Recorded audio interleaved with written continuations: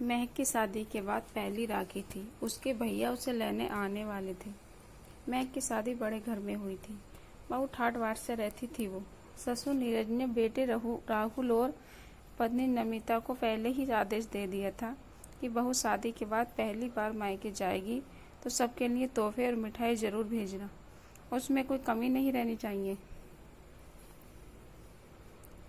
नीरज जी सिर्फ दौलत ही नहीं बल्कि दिल से भी बड़े और नेक इंसान थे। उन्होंने महक को बिल्कुल पिता की तरह ही रखा और कंपनी में महक अब उनका हाथ भी बटाने लगी। वो कहते थे, अच्छा है अब मेरा बोझ कम हो जाएगा।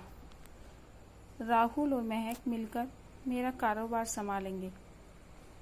महक भी बहुत खुश थी। उसे लगता ही नहीं था कि उसकी शादी को सिर्फ 5 महीने ही हुए हैं। वो इतनी खुश थी कि घर जाकर सबसे मिलेगी, सबको सब बताएगी। महक का भाई मोहित उसे लेने आया था। उसका बहुत अच्छे से सबने अभिवादन किया। महक के साथ इतना सामान था कि मोहित की गाड़ी में नहीं आ रहा था, तो राहुल ने सारा सामान दूसरी गाड़ी में भिजवा दिया। महक बहुत खुश थी, लेकिन मोहित के चेहरे से खुशियां गायब सी दिख रही थी। महक ने पूछी, क्या हुआ? पर उसने कुछ नहीं बताया।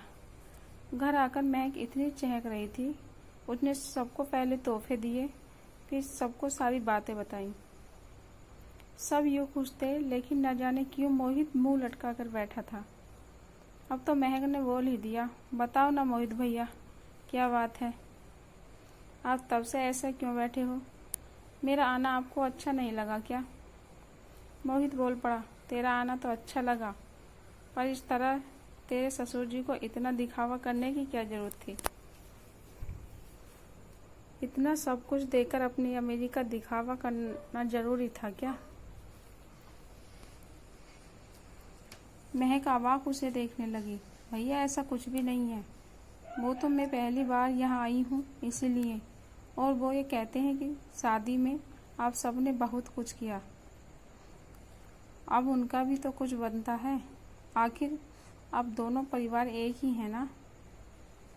बीच में ही मोहित बोल पड़ा, तो इतना सब देने की क्या जरूरत है हमें दिखाने के लिए? महक बोली, भैया आप गलत समझ रहे हैं। मैं बिल्कुल सही समझा। इन बड़े लोगों की आदत होती है दिखावा करने की।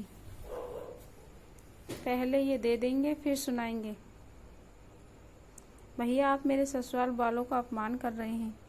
मोहित खड़ा हो गया। वाह बेटा, थोड़े ही दिन में तू उनकी हो गई। हम कुछ नहीं लगते हैं तेरे। भैया ऐसा कुछ नहीं है। आप तो जिंदगी भर मेरे ही रहोगे, पर अब तो वो भी मेरे घर है और उनकी इज्जत अब मेरी इज्जत है। अगर आपको ये सब ठीक नहीं लगता तो मैं वापस ले जाऊंगी, पर इस तरह उनका अपमान होते मैं नहीं देख सकती। और महक रोने लगी। महक के पापा अमित जी जो अभी आए थे, उन्होंने महक को गले लगाया और चुप कराया। बोले, बेटा मुझे गर्व है कि तुम मेरी बेटी हो। फिर मोहित से बोले, बेटा दिखावा और प्यार में अंतर समझना सीखो। ये उन लोगों का प्यार है जो वो हमारी बेटी को दे रहे हैं। हमें खुश होना चाहिए कि हमारी बेटी उस घर में भी खुश है। मोहित चुपचाप अंदर चला गया और अमित जी अपनी बेटी को समझाने में लग गई। बेटा मोहित भी तेरा या उनका अपमान नहीं कर रहा है, बस उसे फिक्र है तेरी। तू तो जानती है ना कि तेरे बिना उसका कोई काम नहीं होता। तुम दोनों का प्यार ही ऐसा है, लड़ाई करें बिना पेट नहीं भरता ना दोनों का। महक चुपचाप अपने कमरे में जाकर बैठ गई।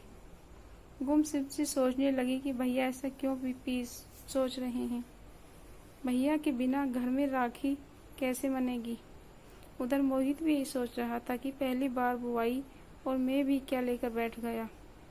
अब वो उदास रहेगी तो राखी कैसे बनेगी? थोड़ी देर बाद मोहित आया और धीरे से आकर महक को उसने सॉरी बोला, तो महक ने भी सॉरी बोला और दोनों गले लग गए। पापा खड़े मुस्कुरा रहे थे। देखा, मैंने कहा था ना, तुम दोनों एक दूसरे के बिना नहीं रह सकते। आओ मेरे बच्चों, चलो खाना खाने। दोनों खुशी खुशी पापा के साथ हो लिए। दोस्तों, आशा करती हूँ कहानी आपको पसंद आई हो, तो प्लीज़ वीडियो को लाइक शेयर कीजिएगा और हर रोज़ नई कहानी पढ़ने के लिए चैनल को सब्सक्राइब ज़रूर कीजिएगा। धन्यवाद।